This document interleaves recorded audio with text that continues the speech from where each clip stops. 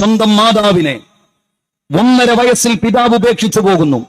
1.5 വയസ്സിൽ ഒരു പിതാവ് ഒരു മാതാവിനെ ഉപേക്ഷിച്ചു പോകുമ്പോ ആ മാതാവിന്റെ പ്രായം എത്രയായിരിക്കും? പുതിയ കാലത്ത് 20 വയസ്സാകാം, അല്ലെങ്കിൽ 21 വയസ്സാകാം. പഴയ കാലത്താണെങ്കിലോ 17, 18, 16 വയസ്സാകാം.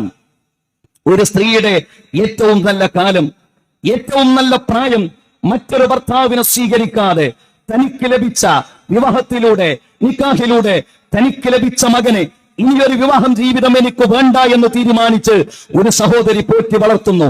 കൈ വളർന്നോ, കാൽ വളർന്നോ, ഈ കുട്ടിയുടെ ഓരോ വളർച്ചയിലും സന്തോഷം കണ്ടെത്തുന്നു. തന്റെ ജീവിതത്തിന്റെ അധ്വാനങ്ങളെല്ലാം ഈ മകന് വേണ്ടി മാറ്റിവെക്കുന്നു. 25 വയസ്സായി മകന്. ഉമ്മക്ക് ബ്രെയിൻ ട്യൂമർ ബാധിച്ചു. പ്രായമുള്ള ഉമ്മയെ സംരക്ഷിക്കേണ്ട കാലം, അവർക്ക് കൂട്ടിരിക്കേണ്ട പ്രായം, അവരോട് സമാധാനത്തോടുകൂടി സംസാരിക്കേണ്ട പ്രായം. ആ പ്രായത്തിൽ ഉമ്മയെ കാണാൻ വേണ്ടി മകൻ വരുന്നു. അയൽവാസിയുടെ അടുത്ത് നിന്നൊരു അരിവാകത്തി വാങ്ങുന്നു.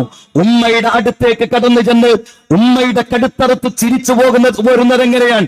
ചിരിച്ചുകൊണ്ടാണ് തിരിച്ചു പോരുന്നത്. എന്റെ കാരണം ഈ ബ്രെയിൻ പൂർണ്ണമായി, ഈ പ്രീഫ്രണ്ടൽ കോർട്ടെക്സിന്റെ പ്രവർത്തനം നിലച്ചു, സാരമായി ബാധിച്ചു. എമ്പതിയില്ല, സിമ്പതിയില്ല, സ്നേഹമില്ല, സഹാനുഭൂതിയില്ല. ഉമ്മയെന്നോ ബാപ്പയെന്നോ പെങ്ങളെന്നോ അയൽവാസിയെന്നോ വ്യത്യാസമില്ലാതെ എല്ലാം നശിപ്പിക്കാൻ കാരണമായി തീർന്ന ഈ ലഹരി ഈ മാതാവിനെ പോസ്റ്റ്മോർട്ടത്തിന് വിധേയമാക്കുന്ന സന്ദർഭത്തിലാണ് ഈ ചെറുപ്പക്കാരനെ പോലീസ് അറസ്റ്റ് ചെയ്ത് കൊണ്ടുപോകുന്നത്. എന്താ ചെറുപ്പക്കാരൻ ചെയ്തത്? ചെറുപ്പക്കാരൻ നോക്കി നിന്ന ചെറുപ്പക്കാർക്ക് ചുംബനം നൽകിക്കൊണ്ട് ആ അറസ്റ്റിന് വിധേയനായി പോലീസ് ജീപ്പിൽ കയറി പോകുമ്പോ, പ്രിയപ്പെട്ടവരെ, ലഹരി എന്നത് എത്രത്തോളം മാരകമായി ഈ സമൂഹത്തെ ബാധിച്ചു എന്നത് നാം തിരിച്ചറിയേണ്ടതുണ്ട്.